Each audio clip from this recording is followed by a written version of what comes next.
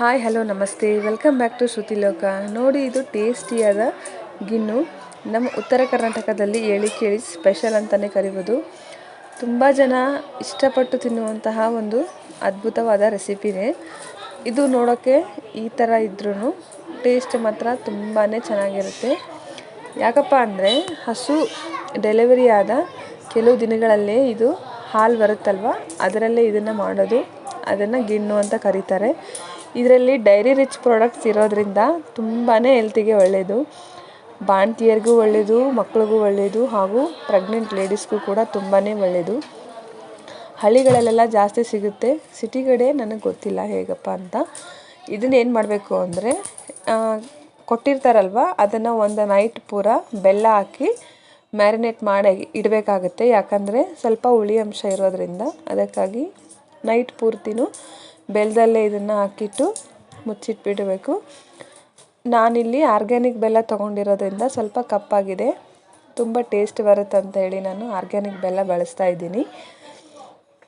ನಿಮಗೆ ಸ್ವಲ್ಪ ಜಾಸ್ತಿನೇ ಬೆಲ್ಲ ತೊಗೊಳ್ಳಿ ಮೆಜರ್ಮೆಂಟ್ಸ್ಗಿನ್ನ. ಯಾಕಂದರೆ ಇದು ಗಿಣ್ಣು ಸ್ವಲ್ಪ ಹುಳಿ ಇರುತ್ತಲ್ವ, ಅದಕ್ಕಾಗಿ ಅಷ್ಟು ಸರಿ ಬೇಗ ಹೊಂದ್ಕೊಳ್ಳೋದಿಲ್ಲ, ಸಿಹಿ ಆಗೋದಿಲ್ಲ. ಅದಕ್ಕಾಗಿ ಸ್ವಲ್ಪ ಜಾಸ್ತಿನೇ ಬೆಲ್ಲ ತೊಗೊಂಡ್ಬಿಟ್ಟು ಒಂದು ಪಾತ್ರೆಯಲ್ಲಿ ಸ್ವಲ್ಪ ನೀರನ್ನು ಹಾಕಿಟ್ಟು ಬೆಲ್ಲನ ಕರಗಿಸ್ಕೊಳ್ಳಿ. ಅದಕ್ಕೆ ಅಡುಗೆ ಸೋಪನ್ನು ಕೂಡ ಬಳಸಿ, ಅಂದರೆ ಸೋಂಪು ಕಾಳು ಅಂತಾರಲ್ವ, ಅದನ್ನು ಚೆನ್ನಾಗಿ ಬೆಲ್ಲ ಕರಗೋವರೆಗೂ ಚೆನ್ನಾಗಿ ಕುದಿಸ್ಕೊಳ್ಳಿ. ತೋರಿಸಿರೋ ರೀತಿಯೇ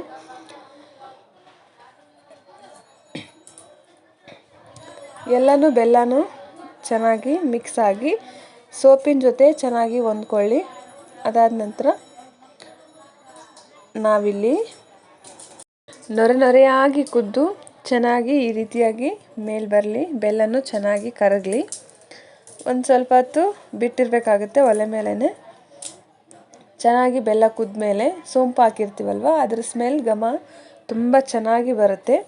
ಆಗ ನಾವೇನು ಮಾಡಬೇಕು ಅಂದರೆ, ಸ್ವಲ್ಪ ಗೋಧಿ ಹಿಟ್ಟನ್ನು ಒಂದು ಕಪ್ನಲ್ಲಿ ತೊಗೊಂಡು ನೀರು ಹಾಕಿ ಚೆನ್ನಾಗಿ ಯಾವುದೇ ಗಂಟು ಇಲ್ಲದೇ ಇರೋ ರೀತಿ ಗೋಧಿ ಹಿಟ್ಟನ್ನು ನಾವು ಕಲಿಸ್ಕೊಂಡು ಇಲ್ಲಿ ಏನು ಬೆಲ್ಲ ಕುದೀತಾ ಇರುತ್ತಲ್ವ ಅದರಲ್ಲಿ ಹಾಕಬೇಕಾಗುತ್ತೆ. ಚೆನ್ನಾಗಿ ಮಿಕ್ಸ್ ಮಾಡ್ಕೊಳ್ಳಿ.